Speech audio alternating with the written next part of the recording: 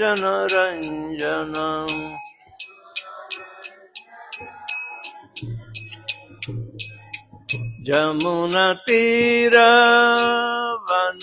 जमुनतीरवनचारि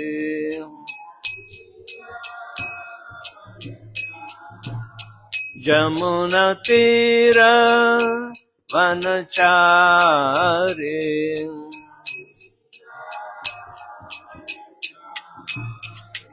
जय राधा माधव कुंज बिहारी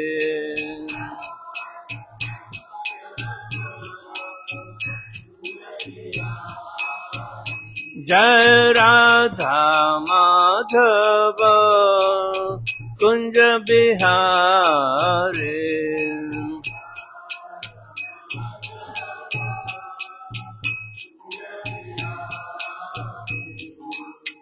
गोपीजन वल्लभ गिरिवरधारी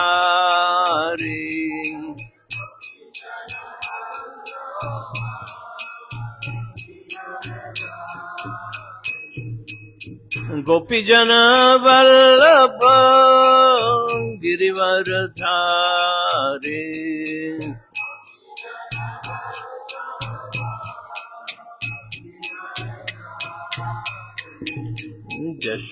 यशोदानंदन ब्रज जनरंजन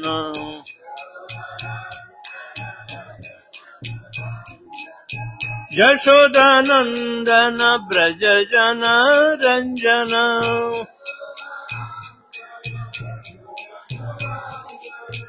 जमुना तीर वनचारि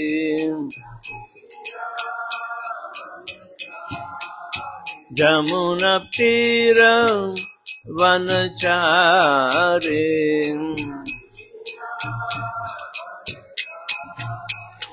जय राधा माधव कुंज बिहारी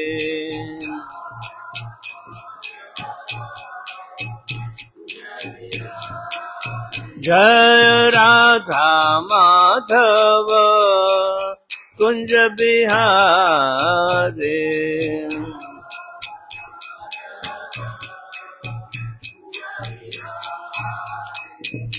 गोपीजन वल्लभ गिरिवरधारी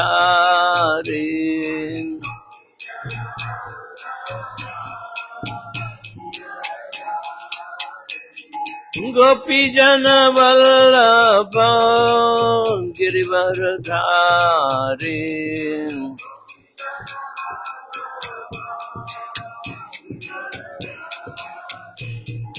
यशोदानंदन ब्रज जनरंजन यशोदानंदन ब्रज जनरंजन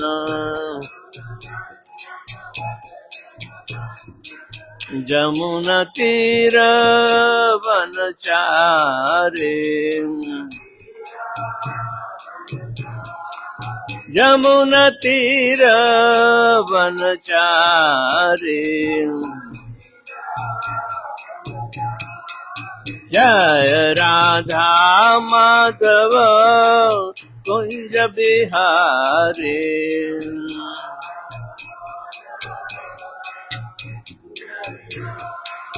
जय Radha Madhav Kunj Bihari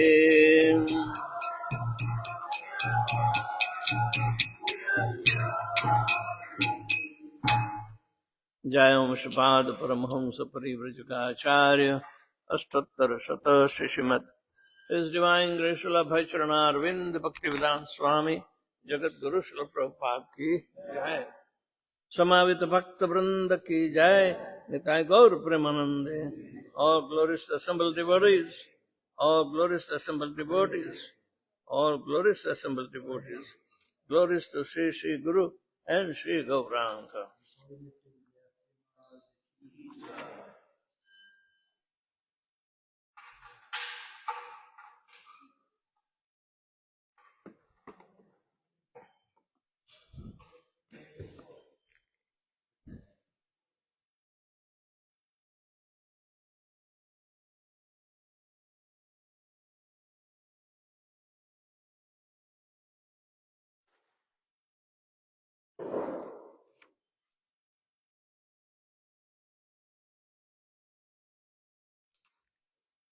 Om Namo Bhagavate Vasudevaya.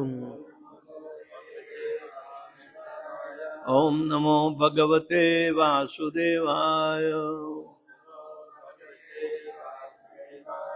Om Namo Bhagavate Vasudevaya.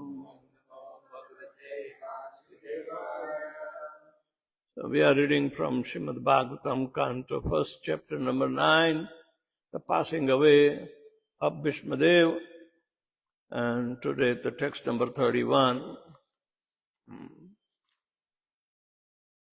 Vishuddhaya Dharanaya Hatashubhas Tad Ikshvaish Vasu Gata Yuddha Shramaha Nivritta Sarvendriya Vritti Vibramas Tustva Tustava Janyayam Visrujan Janardanam Vishuddhaya Dharanaya Hata Shubha Tadikshaya Vasu Gata Yuthasrama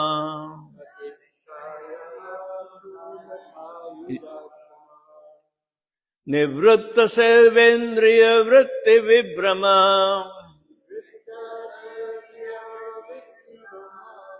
Tustavajanyam Visruja Janardanam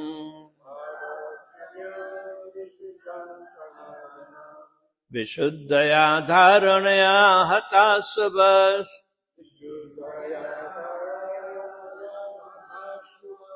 Tad Ikshanai Vasu Gata Yudhasrama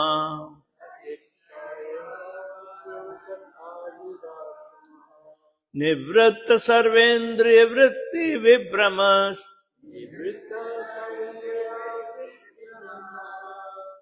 Tustava Janayam Visrujan Janardanam Vishuddhaya Dharanaya Hata Shubha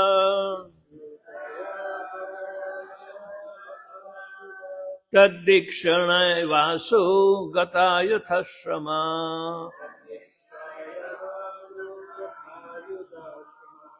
Nivritta Sarvendriya Vritti Vibramas Tustava Janayan Visrujan Janardanam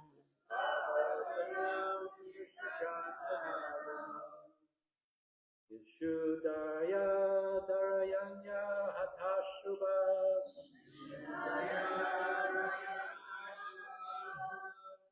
Tatikshaya Vasu Gatayudashramaha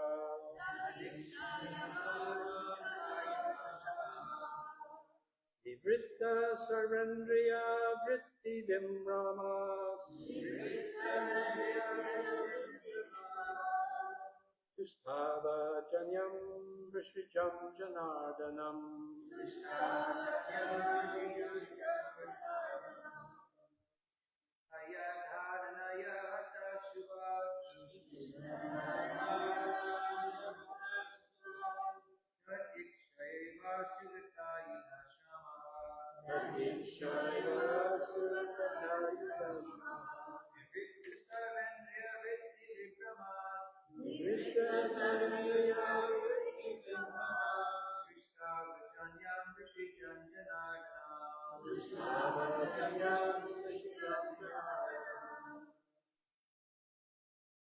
Mothers.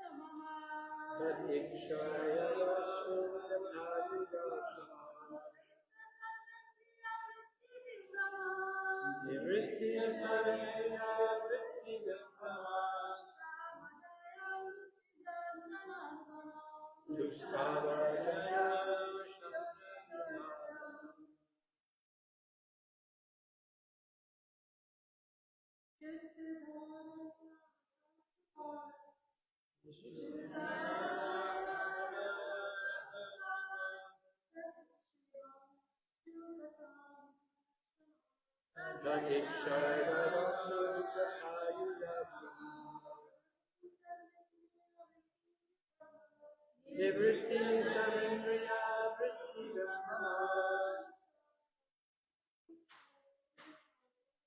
Sustava Janyam Rishijanjanadana Vishuddhaya, by purified dharana, meditation, hatha ashubhaha, one who has minimized the inauspicious qualities of material existence. Tat him ikshaya, by looking on, eva, simply, aso, immediately, gata, having gone away, yudha, from the arrows, shrama, fatigue, nivritta, being stopped, sarva, all, indriya, senses, vritti, activities, vibramaha, being widely engaged, tustava, he prayed, janayam, the material tabernacle, visrujan, while quitting, janardanam, to the controller of the living beings. Translation and purport by His Divine Grace A.C. Bhaktivedanta Swami Srila Prabhupada. By pure meditation, looking at Lord Shri Krishna, he at once was freed from all material inauspiciousness and was relieved of all bodily pains caused by the arrow wounds. Thus, all the external activities of his senses at once stopped, and he prayed transcendently to the controller of all living beings while quitting his material body. The material body is a gift of material energy, technically called illusion. Identification with the material body is due to forgetfulness of our eternal relationship with the Lord.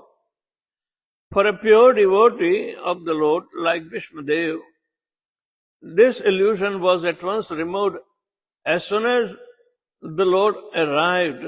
Lord Krishna is like the sun, and the illusory external material energy is like darkness.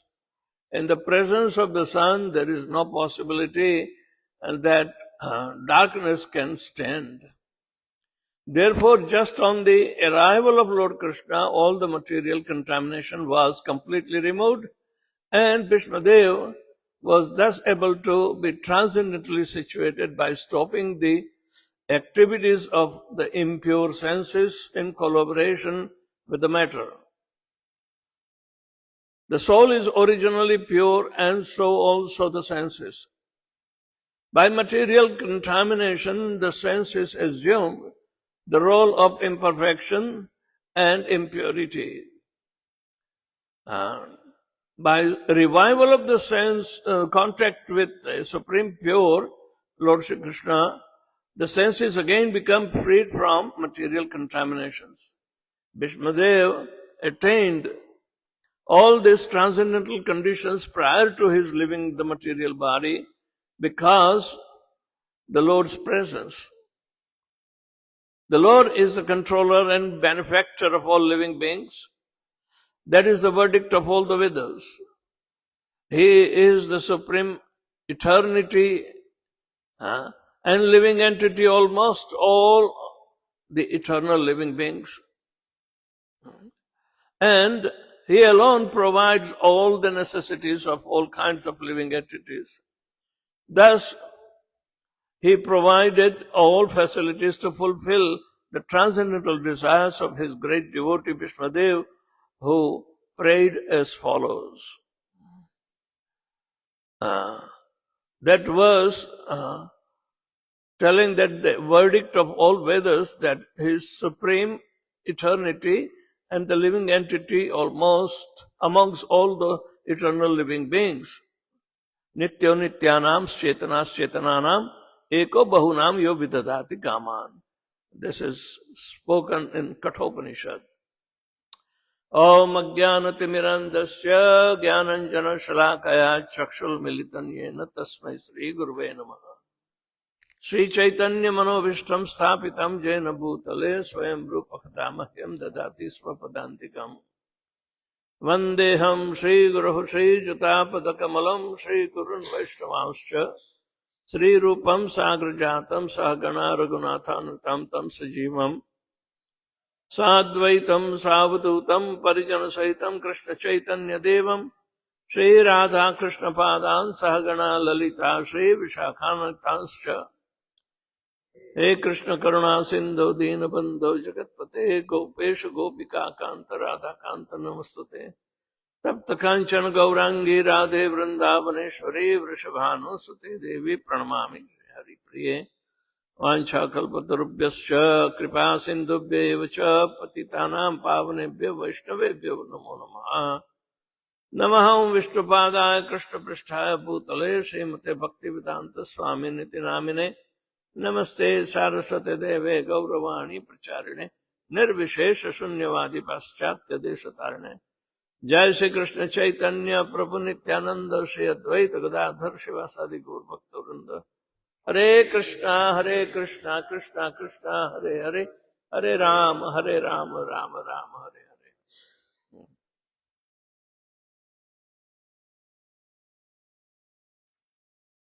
Hare. Vishuddhaya Dharanya Hata Shubha Stadikshat Yaivasu Gata Yuthasrama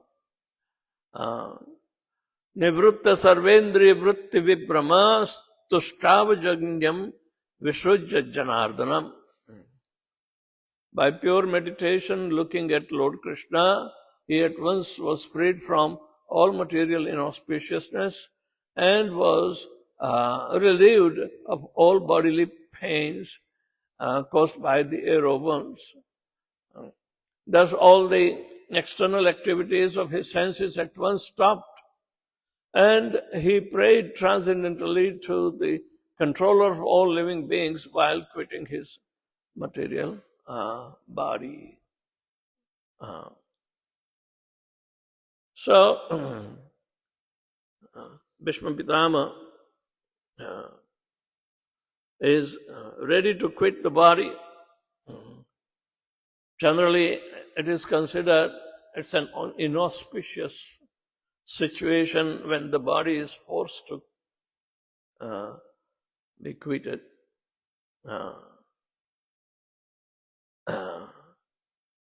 There are so many things unfulfilled, not only in the mind, but also the senses, and they are all locked up in the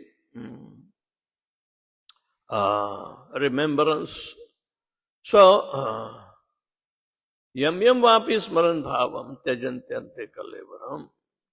Whatever the state of existence, whether painful, pleasure, or whatever it is, that becomes the mind contemplating on those unfulfilled desires. So, the soul is stuck. For such a soul where the unfulfilled desires are there and they are stuck during the quitting of the body, then naturally is inauspicious, because surely he will go back to hell. One should be free from all desires in the mind. Bhishma Pitama was a pure devotee. He simply was acting on the internal meditation we call Raganuga Bhakta. He is a Raganuga Bhakta but was stuck and the subordinate rasa called chivalrousness. He was stuck. He had to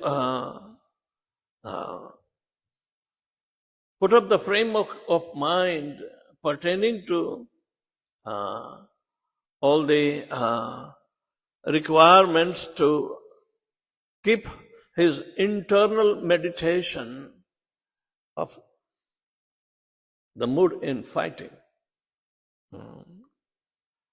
For that he vowed, which is a very Bhishana vow. That's why he was called Bhishma.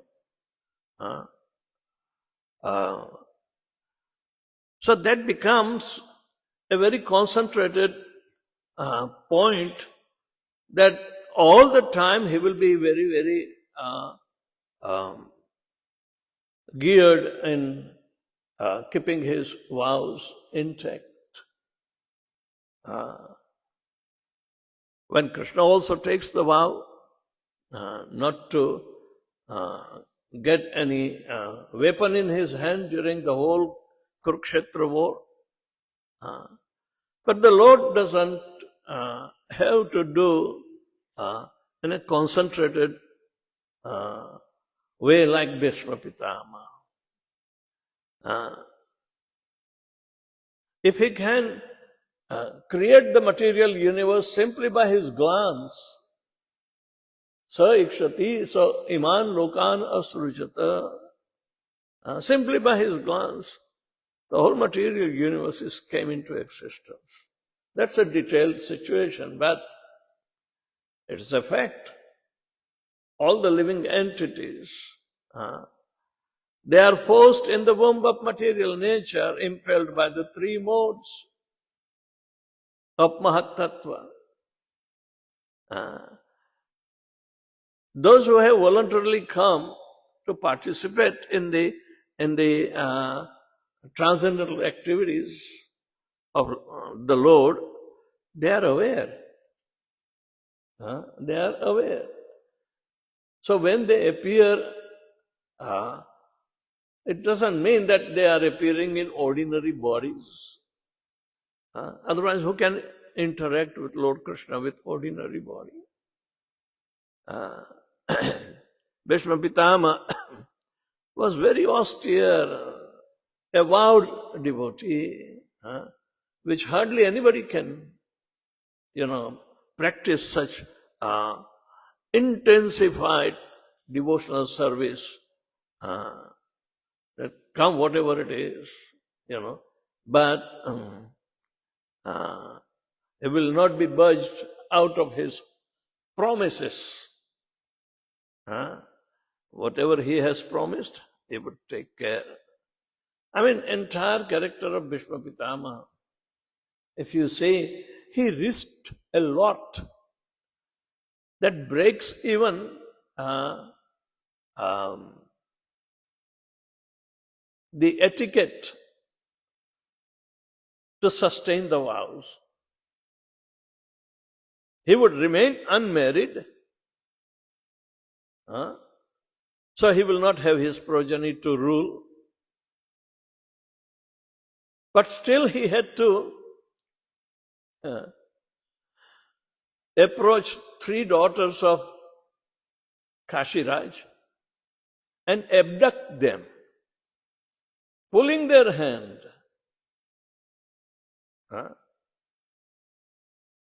He was totally unaffected by the modes of material nature. But the girls told him, because you touched us, you held our hand, even in the process of abducting, we are your wives. And Bhishma Pitama said, I'm sorry, your desire will not be fulfilled. I have brought here all of you so you can marry.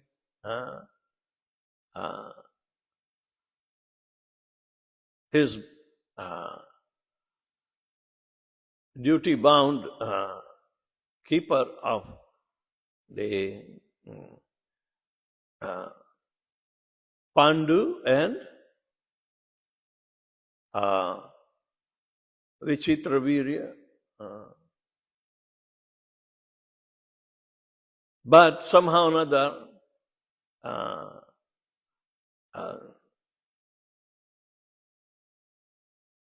now it is prior to Pandu and Vichitra Virya.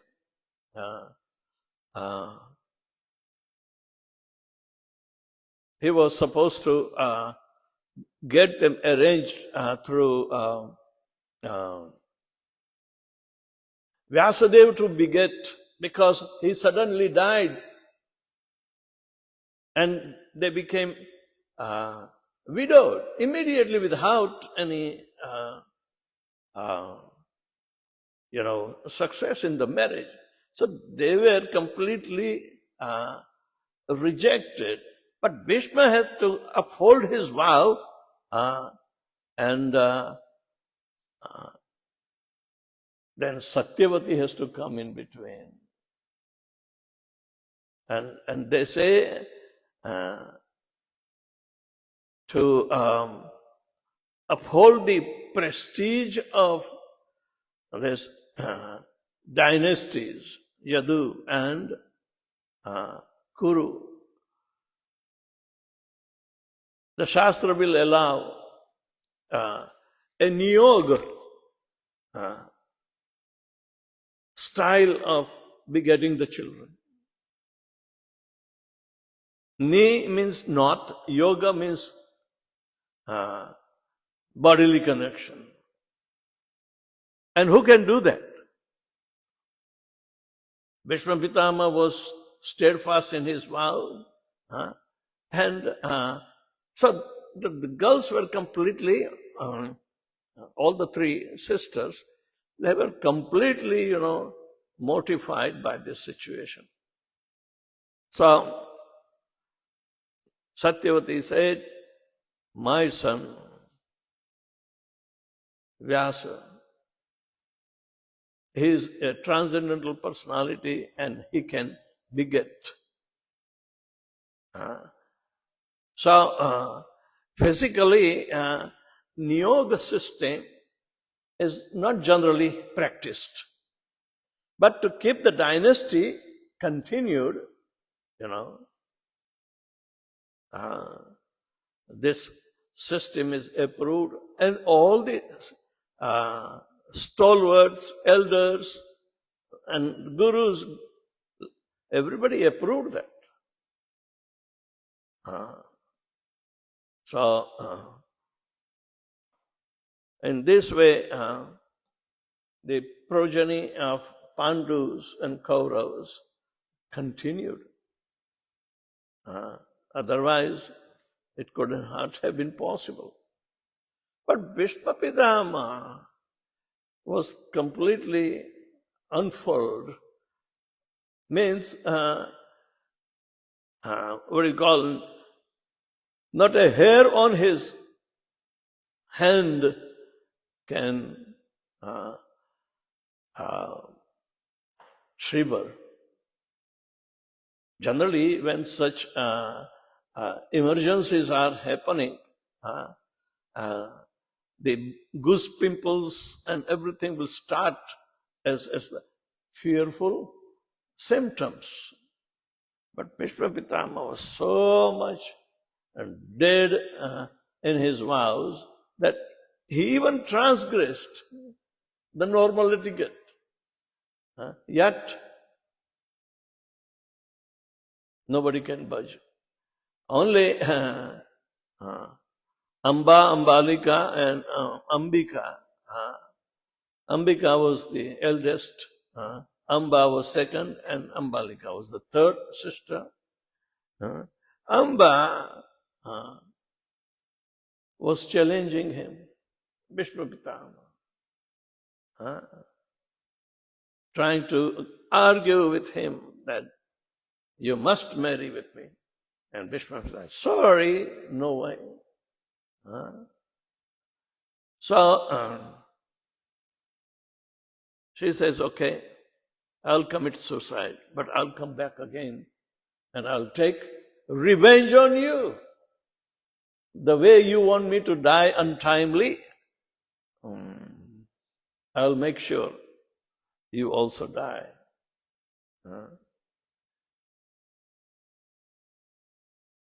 So Bhishma Pitama is now leaving the body. He did his duty to speak on different types of religions, Raja Dharma,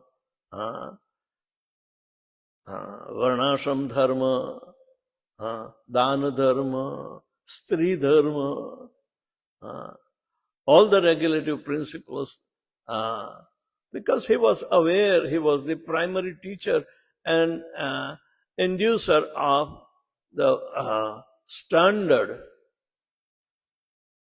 of executing religious principles within the very, very broad family of Pandavas and Kauravas. They are all called Kurus, because descendants are there, the Kurus are there. So in this way we see that when the opposition comes to Bhishma Pitama, nobody can budge him. However, somebody may think it is moral, immoral, but no. Morality is also called foolish piety. Foolish piety. In front of a pure devotee, foolish piety is useless. It cannot win. People know how to remain pious by executing the activities of mode of goodness. But Bhishma Pitama is a devotee. He is on the transcendental platform. Yet he has to do so many thankless tasks that in our social system it does not approve.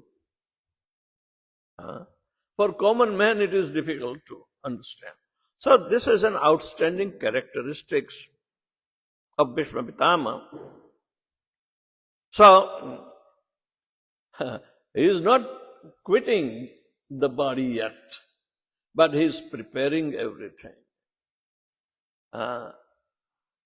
Here it is said, by pure meditation, looking at Lord Krishna, he at once was freed from all material inauspiciousness, because he was transcendently situated, and was relieved of the bodily pains caused by the arrow wounds.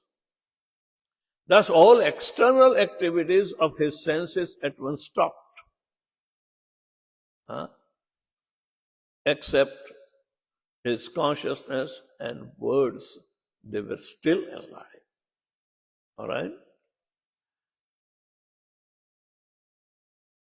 And he started praying when most of the body was dead, but he started praying.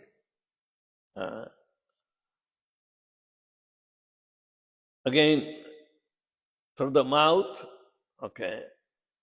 it's called urdhvam, gachanti sattvastha. Those who have stayed in the mode of goodness, there are chances that they will be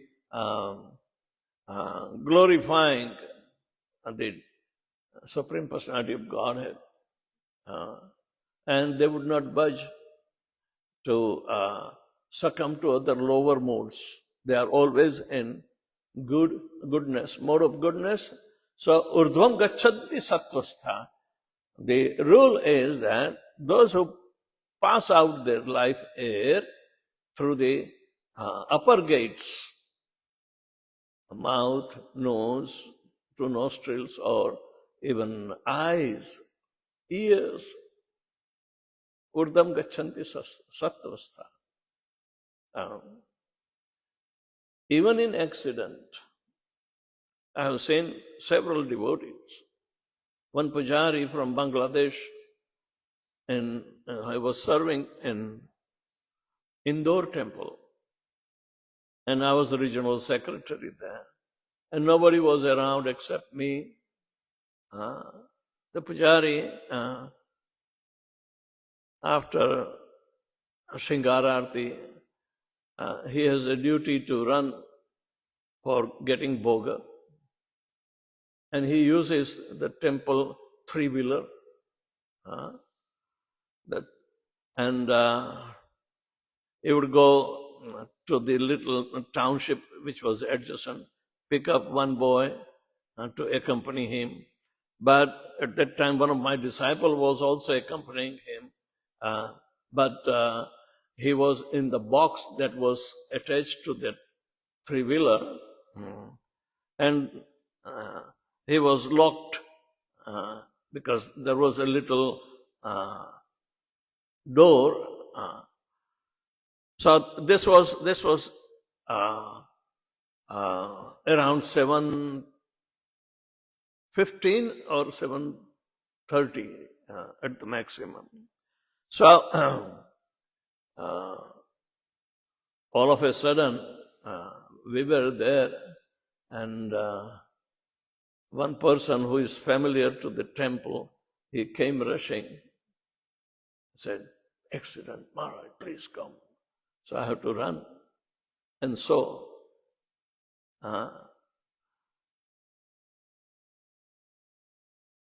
the boy who was sitting and the pujari was driving the three-wheeler. So both were in the front. The pujari saw the unstable situation, and the roads were also not that flat. So saying this rickshaw is coming out of control. So he told the boy, "Jump and get out. I'm also going to jump." And the boy jumped, and when the pujari started jumping,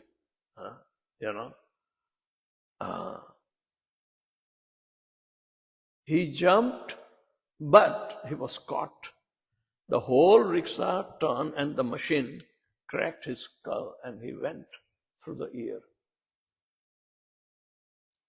So leaving the body through the upper gates is always auspicious. Of course, he had a wife and a child, and I have to take care of them, and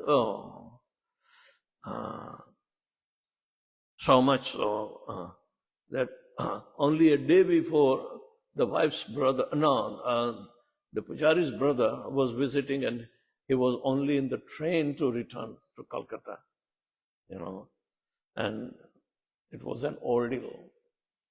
But rest assured, the devotee may pass an accident or whatever it is always protected by this celestial arrangement of upper gates. The demigods are in charge. Shravanendriya, Dhvani, and all this are very important aspect to keep us Krishna conscious. That's why we chant Hare Krishna. So, Bhishma Pitama will pass his life. So, he already started withdrawing from the lower limbs. Generally, the death starts from the lower limbs, like two legs. They become cold. But the passing devotee will feel so hot. Prabhupada explains this.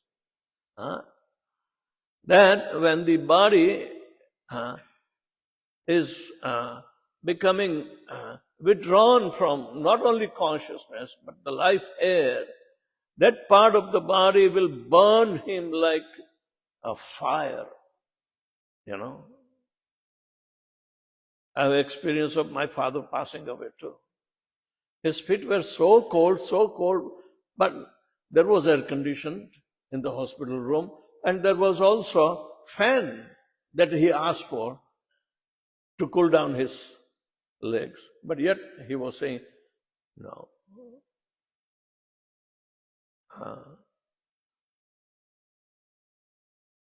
These are the symptoms which can be perceived even by those who are taking care. So, then all of a sudden, when the life air is withdrawn, it comes through the upper part of the body. There is also similar observation in the science, what we call, aura, the energy which is found around the limbs. Even the leaf has that kind of aura that can be photographed in dark, and you get the iridiance, what they call iridiance, not radiance but iridiance, and a loose leaf slowly also dies because it's a composite organ made up of so many different kinds of cells and tissues, right? So when the life air passes, but Bhishma Pitama can control, does not allow the other part of the body. But as far as his condition of the wounds, and they were paining, but that pain has already gone because of Lord Shri Krishna standing in front of him. Transcendence means you have to come above the experience of material senses. You have to come above the material experiences. That is the result of meditation. Lord Krishna is right in front. Bhishma Pitamaha doesn't have to meditate on any other object. So he will have ample time to glorify the Supreme Personality of Godhead. His glorification is starting from the next verse onwards. And from 32 to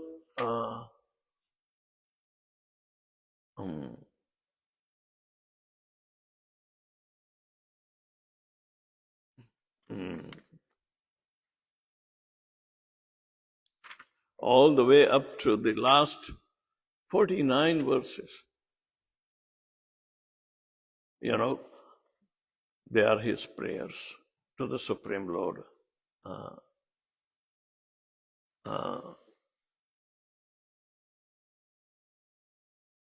So, Vishwa Pitama has a glorious death under his control. That is one of the most laudable result of one's devotional service. If somebody wants to die with the desire, by remembering Krishna, it is possible. Antakale cha mameva svaran vokta kalevaram. Directly, indirectly. But for a devotee who is always serving Lord Shri Krishna, whether he remembers or not, that is also excluded. And he will go back home, back to God. Because Krishna is reciprocating to the devotional service of a devotee. So naturally, there should not be any lamentation how a devotee passes, accidentally or naturally. So this is pretty important to understand that Mm. When the material contamination, the senses assume the role of imperfection and impurity. While serving the Lord, the senses become perfectly situated because the senses are meant to serve the master of senses. Rishikena rishikesam sevanam bhakti ruchyate. By our senses, if we employ our senses in the service of the Supreme Personality of Godhead, who is the master of senses. It's called Rishikesh. But at that time, understanding that particular part, we have to become free from false designations of the activities of the body, mind, and bewilderment of the soul. We have to understand. Sarvopadir vinirmuktam. We should be bereft of all designations, bodily designations or mental designations. I am this and I am that. I have learned this and I got acquired this, degrees. Is upadhi. Actually, upadhi means it's a trouble on the soul. Upadhi, upadhi. Upa means subordinate. Dhi means intelligence. We do not become intelligent by going to universities and obtain degrees. No. Because they don't teach you anything about the reality of the soul. Right? So, sarvapadir vinirmuktam. We have to give up all false designations on the soul. Tatparattvena nirmalam. And then you will become purified.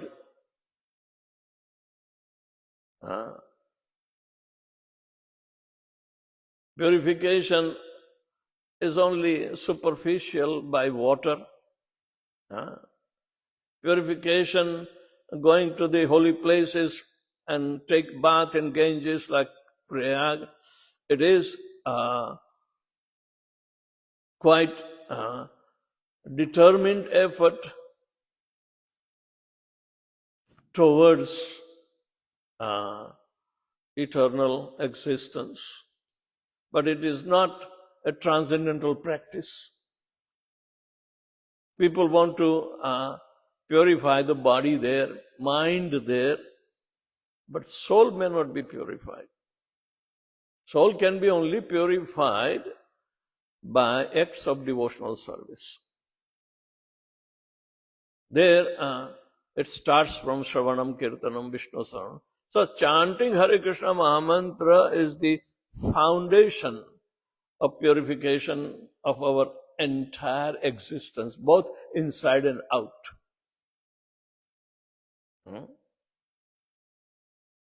Bhishma Pitama doesn't have to hold the bead bag because that was Dwapar Yuga. Only we have to do because it is the important aspect in Kali Yuga suggested. And regular chanting.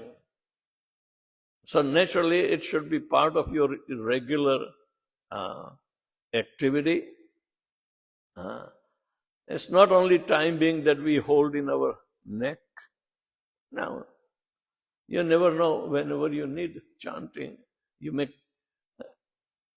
encounter some kind of emergencies. You first think of chanting.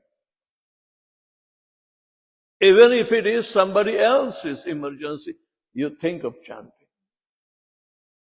It will benefit others, those who hear. So, this is Kali Yuga, There are no good virtues that you can cultivate by your own desires. To keep up or uphold the dynastical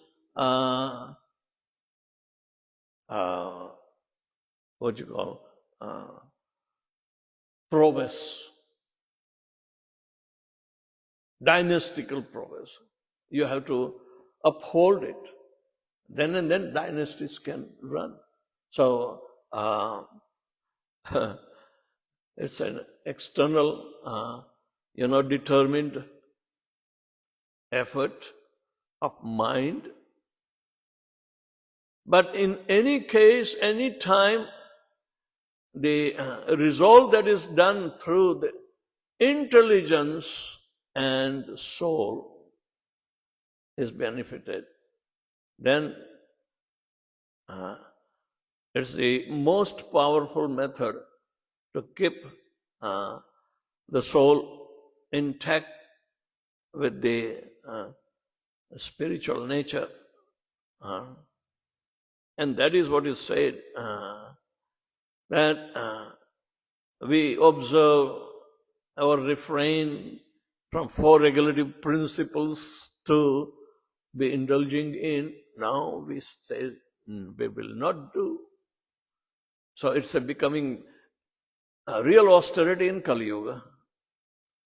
But that determination will take us to chant constantly. So Bhishma Pitama has to uphold the glory of the dynasty. He had to uphold. And everything should go under a respectful observance, even though he was on the side of Dhritarashtra or Kaurava.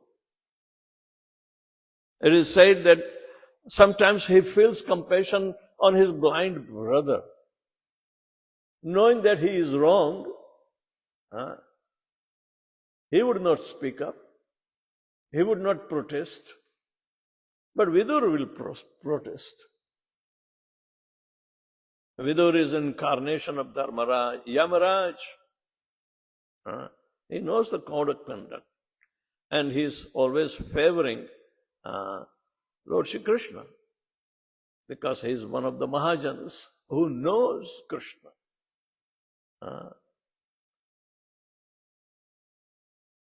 So in this way we see the characteristics of Bhishma Pitama to control his life air,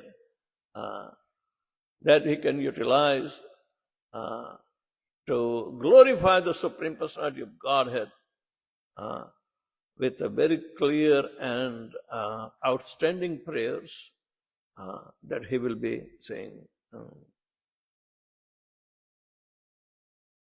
Bhishma Pitama's prayers are very famous, like Kunti's prayers.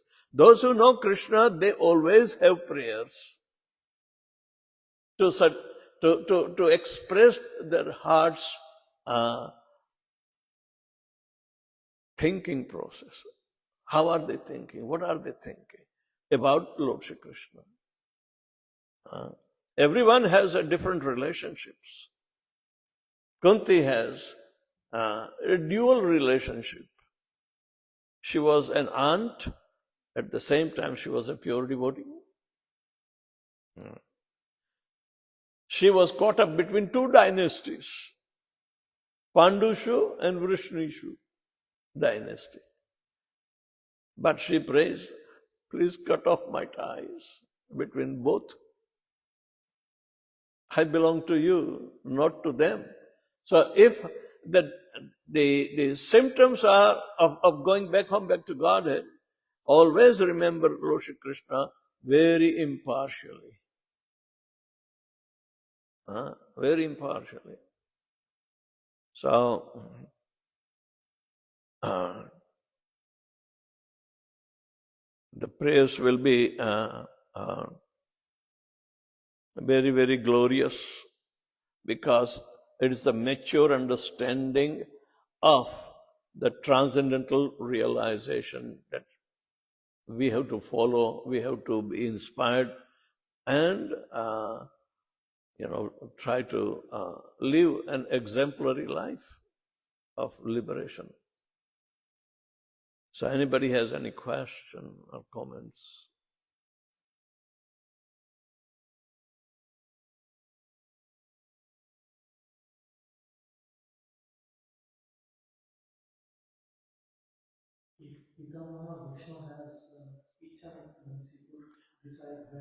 I forgot to bring my hearing aid, so you have to speak loud. He could decide when he will leave his body. But then, was his life also determined by his previous karma? If his life was determined by the previous karma, how can he have eternity? What was his previous karma? No. He was a Vasu who expressed a demigod who desired to participate in Krishna Lila. And Krishna fulfilled that desire by giving him a very choicest, challenging role. It's a very unique role. He was a Vasu, chief of the Vasus, who is playing the role which will be forcing Lord Krishna to break his promise, and he will uphold his promise. What a relationship, and how much fighting and everything was ensued. They also tolerated the insult of Draupadi being robbed. And Draupadi was talking in a chastising way. So actually, that is an insult. You can't speak like this to your elders at etiquette. But the critical moment was so much important. So nobody comes to help in, Draupadi.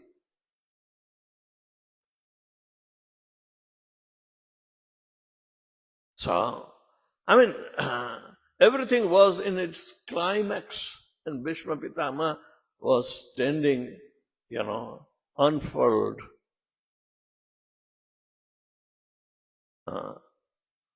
Not a hair was standing on his hand.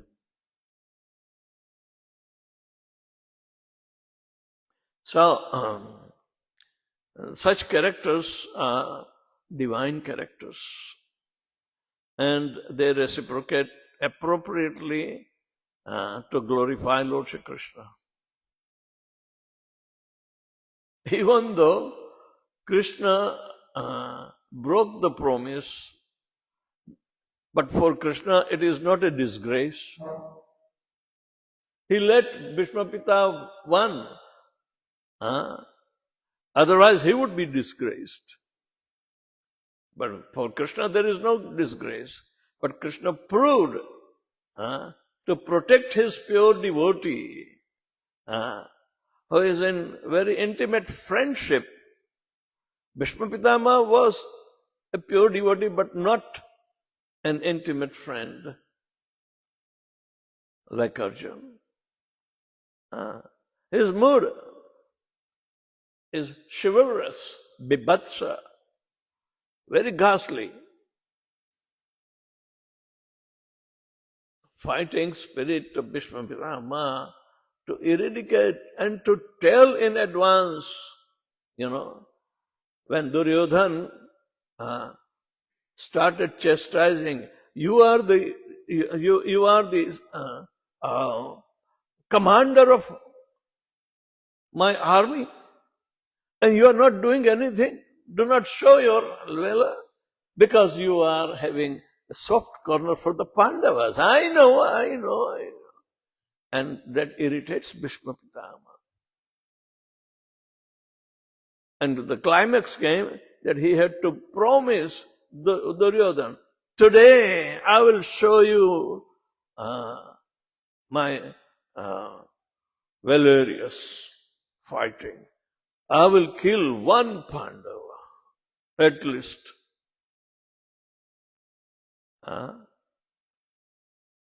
Arjuna's life was totally in danger. It was that kind of fighting. But internally, Bhishma Pitama says, I will force Krishna to lift up hand and I will surrender to him. That is his meditation. So it's a very unique character, and who is completely conscious of all the things happening around him.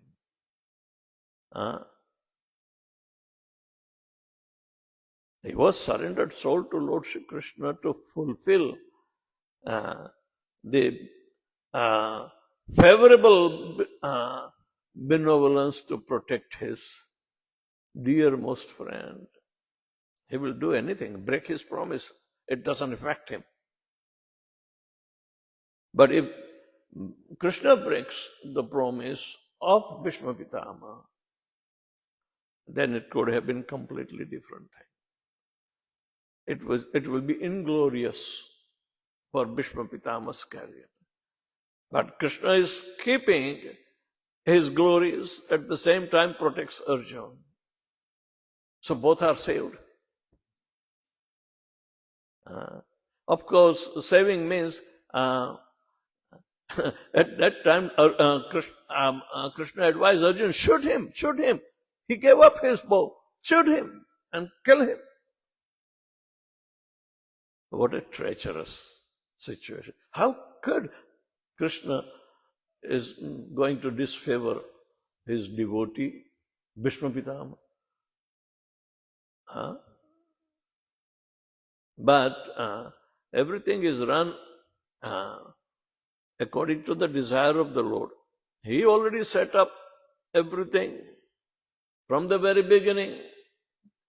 How technically or politically the situation can go worst against you, and yet you have to maintain the standard of your duties. It's a very challenging thing. We don't see such situation in our Kali Yuga householder life. We don't see. So to understand the standard of etiquette and standard of living, standard of following the codes of religion, they are extremely high.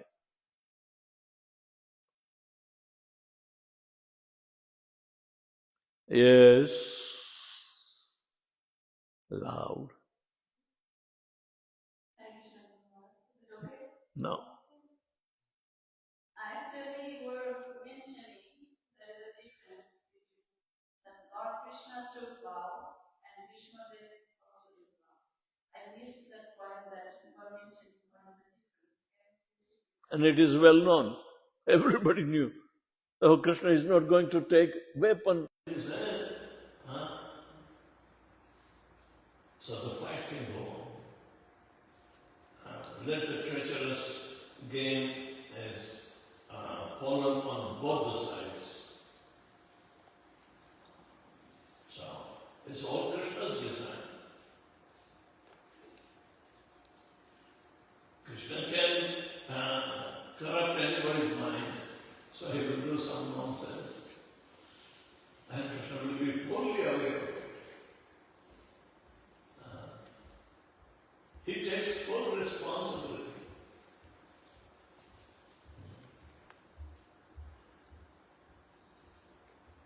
Whom he wants to win and whom should be defeated. Whether they are very honorable elders of the dynasty and they should know. Actually, they are the one who were silent witness of all the atrocities Duryodhana and party giving to Pandavas. So, even witnessing, injustice is also a crime. And therefore, they have to exit by hook or crook.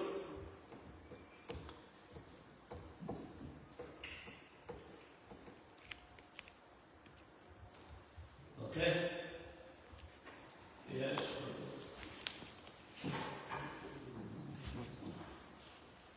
Hey, Krishna Guruji. So I have a question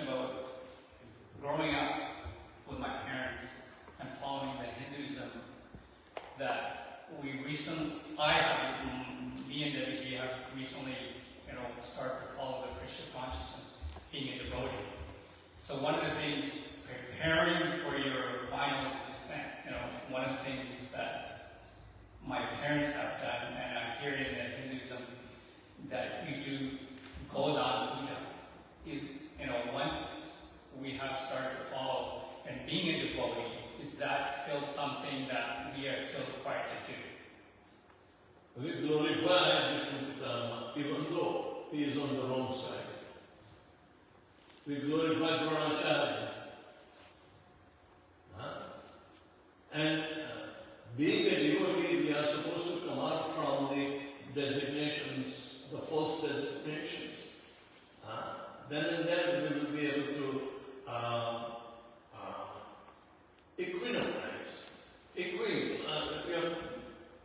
remain undisturbed either in favor or disfavor.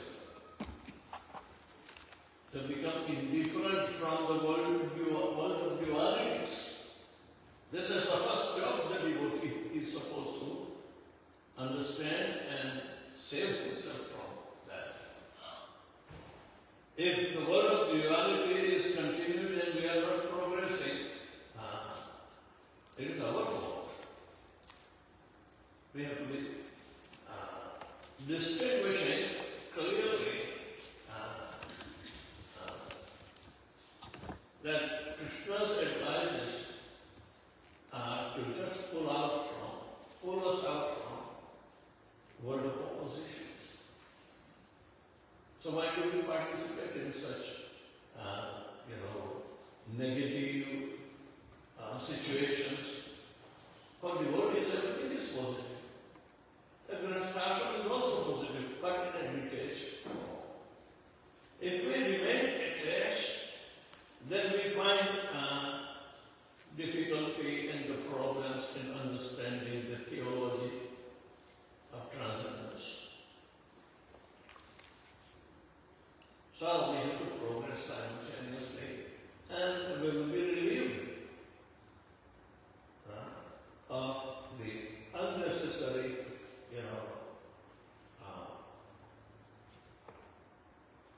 becoming compassionate on the worldly situation around us. We are not supposed to take side of anything of the world. We are trying to come out from the effects of the material world. So that is the first and foremost duty, that we should have a full cultivated faith by our practice and verified. Faith will be the best opportunity for us to stay and approach the transcendental nature of the bhakti movement.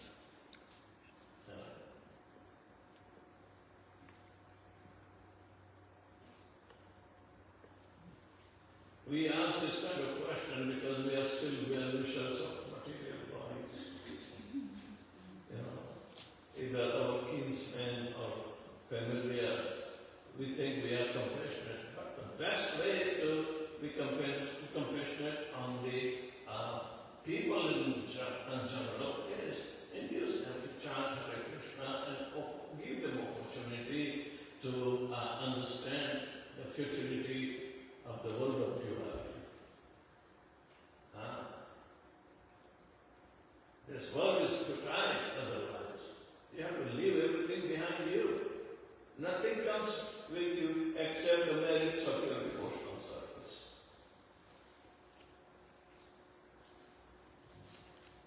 Any other question?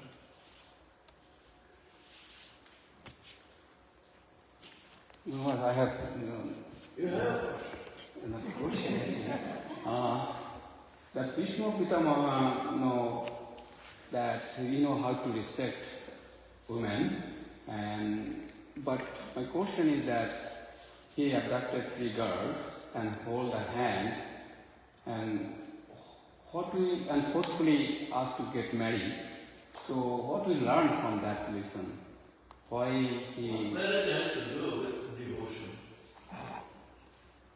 Marriage is also supposed to be done in the spirit of devotion, of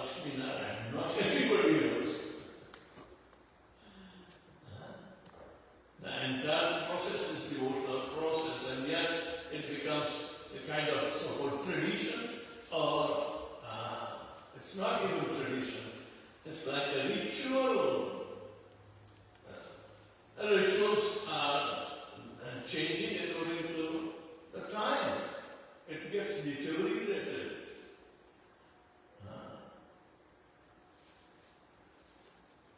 Are our beliefs on the older system or the corrupted system in the form of so-called rituals? If our belief system is based on our scripture, that's like Bhagavad-gita. You are all right.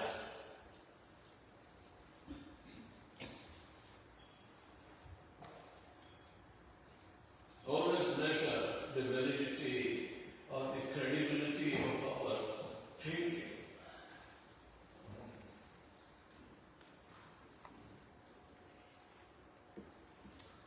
It should be on the soul, right? If you become a transcendentalist, you will not see differences in different bodies. You will see that they are all spirit soul suffering in different kinds of bodies. So, that's how to liberate that suffering of the soul is more important than suffering of the body.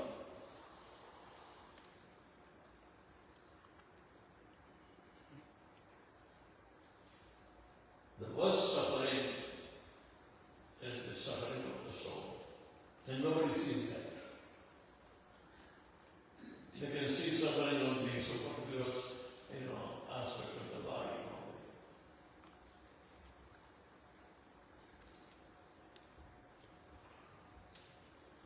only. Alright. Srila Prabhupada ki jai.